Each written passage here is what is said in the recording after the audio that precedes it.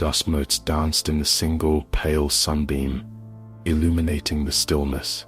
A small, cracked porcelain doll, Rachel, sat slumped against a forgotten wall, eyes fixed on a shadow line. A profound quiet held the air, heavy with years of disuse and sorrow.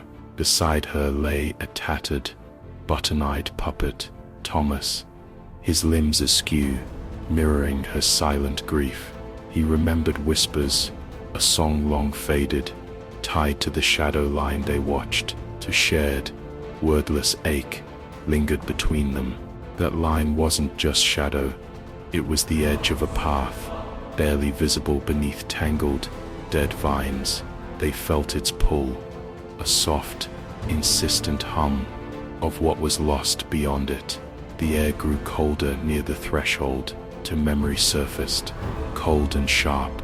A hand, reaching, then gone, pulled into the dark, beyond the vines. Regret settled, like more dust, thick and suffocating. They had hesitated then. The hum from the path intensified, a siren call woven from forgotten promises and whispered warnings, spoke of reunion, but also of profound, eternal solitude. They had heard it for so long.